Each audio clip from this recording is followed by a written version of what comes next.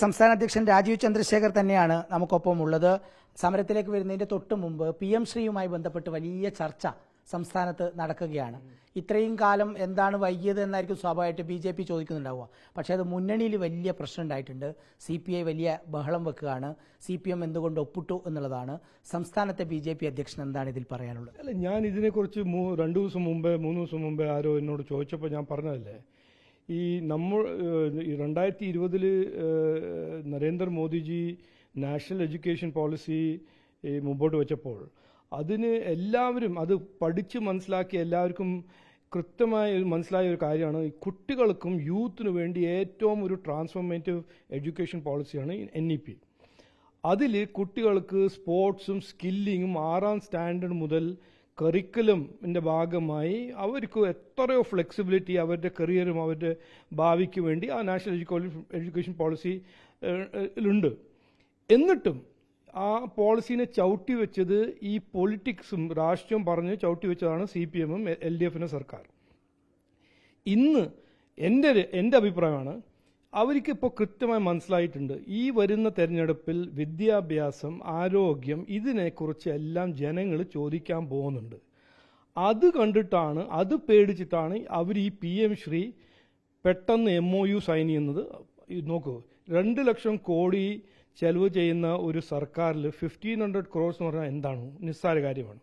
അതുകൊണ്ട് ഈ പൈസയ്ക്ക് വേണ്ടി ചെയ്യുന്നത് എന്ന് പറയുന്നത് അത് ഒരു ജനങ്ങളെ വിഡ്ഢിയാക്കാൻ ഒരു ശ്രമം. ഇത് കൃത്യമായി അവർക്ക് മനസ്സിലായിട്ടുണ്ട്. കുട്ടികൾക്ക് ഇന്ന് എന്തിനാണ് സംസ്ഥാനം പോകുന്ന ഒരു ആവശ്യം? കാരണം ഇവിടുത്തെ വിദ്യാഭ്യാസ മേഖലയിൽ ഈ NEP ഇല്ലാത്ത സമയത്ത് കുട്ടികൾക്ക് ഒരു പുതിയ ഒരു റിഫോമിസ്റ്റ് എഡ്യൂക്കേഷൻ അജണ്ട, ഒരു റിഫോംഡ് എഡ്യൂക്കേഷണൽ ഇക്കോസിസ്റ്റം കിട്ടുന്നില്ല. അതുകൊണ്ടാണ് കുട്ടികൾ പുറത്തു പോകുന്നത്. NEP കുട്ടികൾക്ക് വേണ്ടി, നമ്മുടെ യൂത്തിന് വേണ്ടി, യുവാക്കൾക്ക് വേണ്ടി ഒരു ഏറ്റവും ട്രാൻസ്ഫോർമേഷണൽ പോളിസി ആണ്.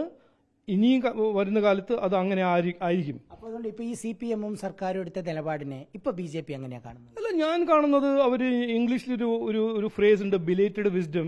5 കൊല്ലം അവരുടെ തലയിൽ രാഷ്ട്രീയമായിരുന്നു. ഇന്നാണ് കൃത്യമായിട്ട് ഇലക്ഷന് 4 മാസം മുമ്പ് അവർക്ക് മനസ്സിലാവുന്നത് വിദ്യാഭ്യാസ മേഖലേൻ്റെ ഫെയിലിയർസിനെ കുറിച്ച് ജനങ്ങൾ ചോദിക്കാൻ പോകുന്നുണ്ട്. വിദ്യാഭ്യാസം തകർന്നു പോയ സാഹചര്യത്തിൽ അവർ ചോദിക്കാൻ പോകുന്നു, നിങ്ങൾ എന്ത് ചെയ്തു?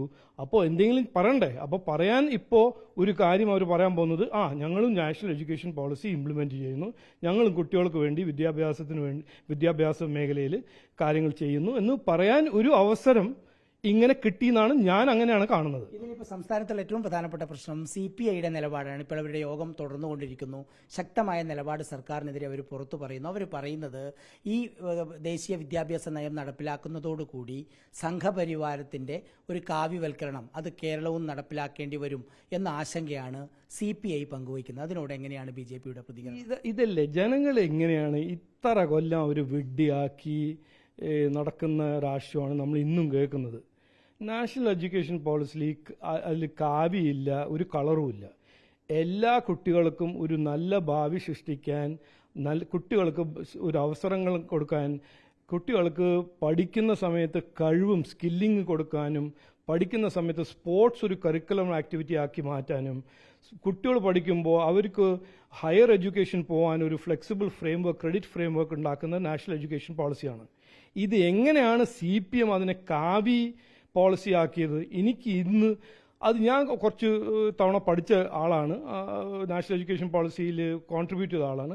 ഇതിലൊരു കളറുമില്ല, ഒരു മതവുമില്ല, ഒരു രാഷ്ട്രീയമില്ല. കുട്ടികൾക്കൊരു നല്ല ഭാവിക്ക് വേണ്ടി ഒരു ക്രിയേറ്റ് ചെയ്ത് എത്രയോ അക്കാഡമിക്സിന്റെ ഇൻപുട്ട് എടുത്ത് ഉണ്ടാക്കിയ ഒരു പോളിസിയാണ്. അല്ല, അവരോട് ചോദിക്കേണ്ടത് ഒരു തെളിവ് കാണിച്ചു തരൂ. എങ്ങനെയാണ് നിങ്ങൾ ഇങ്ങനെ പറയുന്നത്? നുണ പറഞ്ഞ് നടക്കുമ്പോൾ ആരെങ്കിലും ചോദിക്കണ്ടേ, ഇതിൽ എന്താണ് കാവി കളറ്, എന്താണ് ഇതിൽ കാവി ഒന്ന് പറയണ്ടേ? അതൊന്നും പറയില്ല. ഇങ്ങനെ ഓരോരോ ഷൂട്ട് ആൻഡ് സ്കൂട്ട് രാഷ്ട്രീയം ചെയ്യുന്ന കോൺഗ്രസ്സുകാരും ഇനി അതിന്റെ ഒപ്പം CPM-കാരും. ഇതിലിപ്പോൾ ഈ CPM ഇപ്പോൾ ഇതിന്റെ ഒരു തീരുമാനം എടുക്കുന്നു, ഒപ്പിടാൻ വേണ്ടി തീരുമാനിക്കുന്നു. കേന്ദ്ര നയങ്ങൾ ചിലത് ശരിയാണ് എന്ന് CPM തന്നെ പറയുകയാണ്. നോക്കൂ, കഴിഞ്ഞ 11 കൊല്ലം നരേന്ദ്രമോദിജി ഈ രാജ്യത്തിനെ ഭരിച്ചിട്ടുണ്ട്.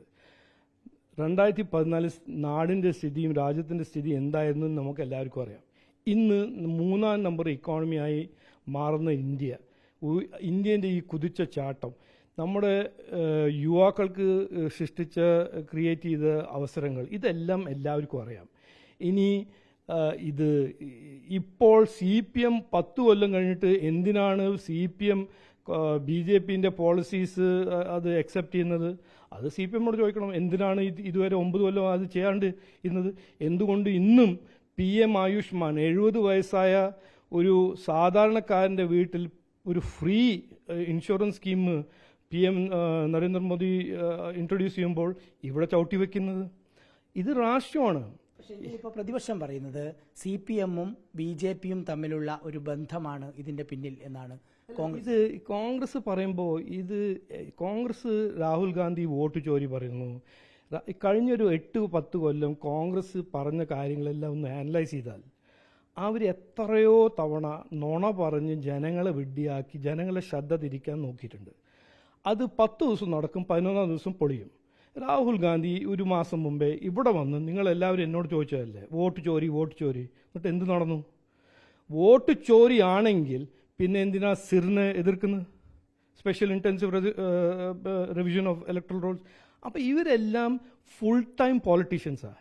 ഇവർക്ക് 100% 24 മണിക്കൂറും 7 ദിവസവും 365 ദിവസവും രാഷ്ട്രീയ കളിക്കണം. ഒരു പ്രശ്നമുള്ളത് ഈ പദ്ധതികൾ ഒപ്പുവെക്കാത്തതിന്റെ പേരിൽ എന്തിനാണ് മറ്റു ഫണ്ടുകൾ തടഞ്ഞു വെക്കുന്നത് എന്നൊരു പ്രധാനപ്പെട്ട ഒരു ചോദ്യം. അങ്ങനെ ഒന്നുമില്ലല്ലോ. നോക്കൂ, ഒരു ഫണ്ടും തടഞ്ഞു വെക്കാൻ കേന്ദ്ര സർക്കാരിന് അങ്ങനെ ഒരു അനുമതി ഇല്ല, അവർക്കൊരു അവകാശമില്ല.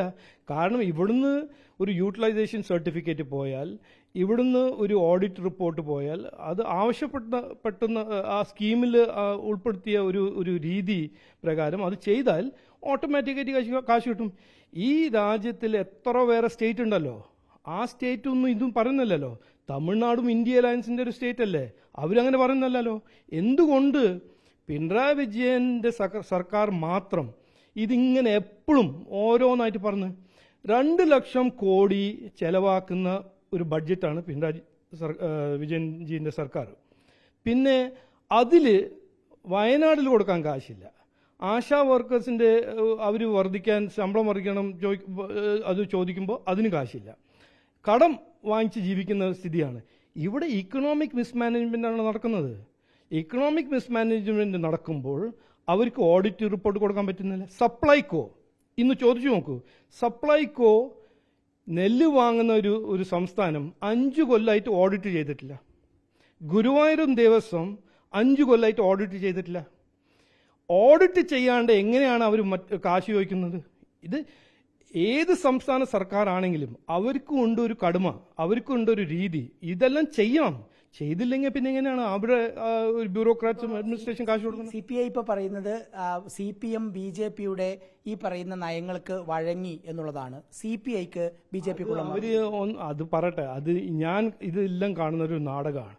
കോൺഗ്രസ് ലെഫ്റ്റിനെ കുറിച്ച് പറഞ്ഞത് ഒരു നാടകം, CPM കോൺഗ്രസിനെ കുറിച്ച് പറഞ്ഞ നാടകം, CPI CPM-നെ കുറിച്ച് പറഞ്ഞത്, ഇതെല്ലാം പ്രീ എലക്ഷൻ ഗിമ്മിക്സാണ്. ഇവിടെ എന്താണ് സത്യം?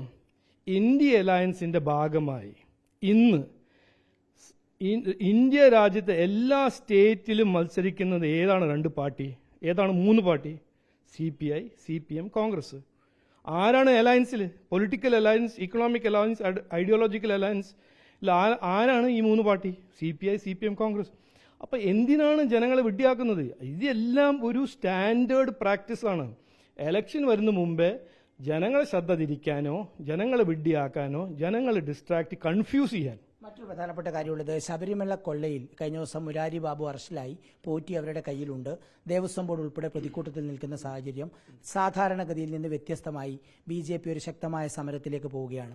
എങ്ങനെയാണ് സെക്രട്ടേറിയറ്റ് വളയൽ സമരം നമ്മൾ ആസൂത്രണം ചെയ്തിരിക്കുന്നത്? നോക്കൂ, ഈ സെക്രട്ടേറിയറ്റ് ഉപരോധം എന്ന് പറഞ്ഞാൽ ഞങ്ങൾ ചെയ്യുന്നത് ജനങ്ങളുടെ ആവശ്യമായിട്ടാണ് ഞങ്ങൾ കാണുന്നത്. കാരണം എവിടെ പോയാലും ഒരു BJP ലീഡറാണെങ്കിലും ഞാനാണോ ആരാണെങ്കിലും ഞങ്ങളോട് ജനങ്ങൾ പറയുന്നത് നിങ്ങൾ ഇവരെ വിടരുത്.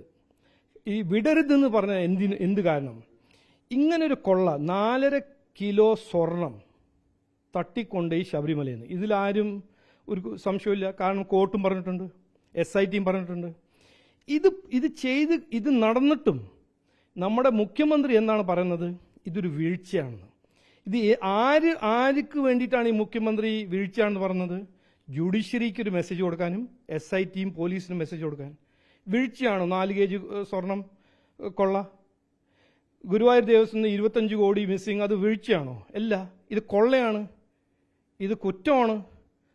അപ്പോൾ ഇത് ചെയ്തവരെ ഇൻവെസ്റ്റിഗേറ്റ് ചെയ്ത് ആ ഇൻവെസ്റ്റിഗേഷൻ നടക്കുമ്പോൾ കുറച്ചെങ്കിലും ഉളുപ്പുണ്ടെങ്കിൽ, ഈ ഉത്തരവാദിത്വവും പ്രതിബദ്ധത ഉണ്ടാവണമെന്ന് പറഞ്ഞ് നടക്കുന്ന പ്രതിപക്ഷ നേതാവായിരുന്നല്ലോ നമ്മുടെ പിണറായി വിജയൻ സാറ് 2016. അങ്ങനെ എന്തെങ്കിലും ഉണ്ടെങ്കിൽ ഈ സർക്കാരിൽ ദേവസ്വം മന്ത്രി രാജിവെക്കണ്ടേ? ദേവസ്വം ബോർഡ് മാറ്റിയിരിക്കണ്ടേ? അവർ ഡിസോൾവ് ചെയ്യണ്ടേ? ഇതൊന്നും ചെയ്യാണ്ട് ഇതുവരെ എന്താണ് ഈ സർക്കാർ ചെയ്തിരിക്കുന്നത്?